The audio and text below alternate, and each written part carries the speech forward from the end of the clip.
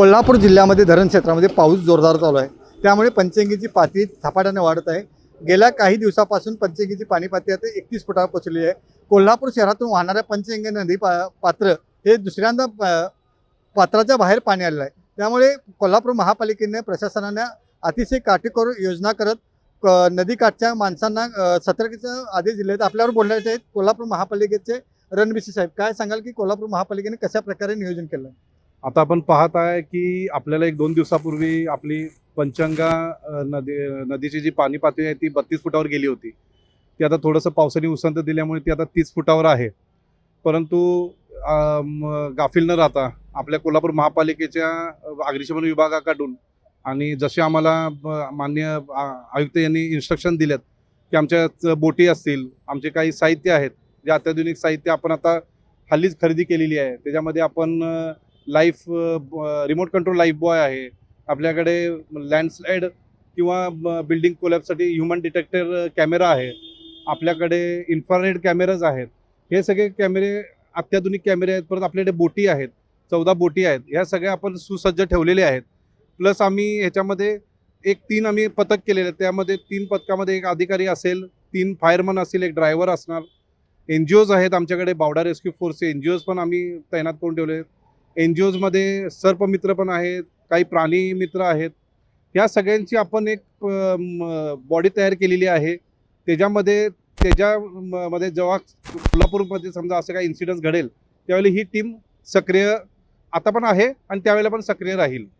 याच्यासाठी आता फक्त प्रशासनाला आम्हाला आपल्यामार्फत हेच सांगू इच्छितो पब्लिकला, कोल्हापूरच्या पब्लिकला खास करून, की जेव्हा शासनाचे जे काही ऑर्डर्स येतील, जे काही निर्देश येतील, जे काही आम्ही तुम्हाला माईकवरनं पावसाचे जे किंवा पुराचे जे आम्ही अनाऊन्समेंट करणार आहे ते तुम्ही काटेकोरपणे पार करा, जेणेकरून कुठली जीवित वित्तहानी होणार नाही याची आपण दक्षता घेण्याची आहे।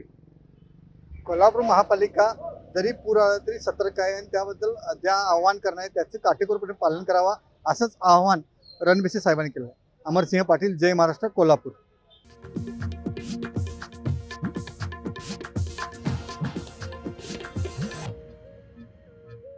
कोल्हापूर जिल्ह्यामध्ये धरण क्षेत्रामध्ये जोरदार पाऊस चालू आहे। त्यामुळे पंचगंगा नदीची पातळी झपाट्याने वाढत आहे।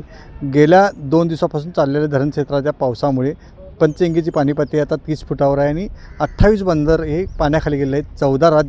14 मार्ग हे बंद झाले आहेत।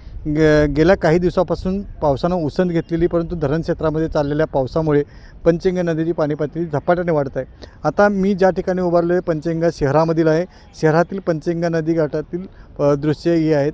पंचगंगेचे पात्राबाहेर येताना दिसत आहे, परंतु गेल्या 2 दिवसापासून पडणाऱ्या धरण क्षेत्रातल्या पावसामुळे ही पंचगंगा नदीची पाणी पातळी झपाट्याने वाढत आहे आणि बाहेर पाणी येत आहे, पात्राच्या बाहेर पाणी आलेलं आहे। दुसऱ्यांदा कोल्हापुरातील पाणी पात्राबाहेर आलेलं आहे। पात्राबाहेर आल्यानंतर प्रत्येकजण ह्या ठिकाणी आपले देवकार्य असतील, देवपूजा करण्यासाठी किंवा पाणीचे पूजन करण्यासाठी आणि पाण्याचं दर्शन घेण्यासाठी बाहेर येणाऱ्या पाण्याचं दर्शन घेण्यासाठी येत आहेत।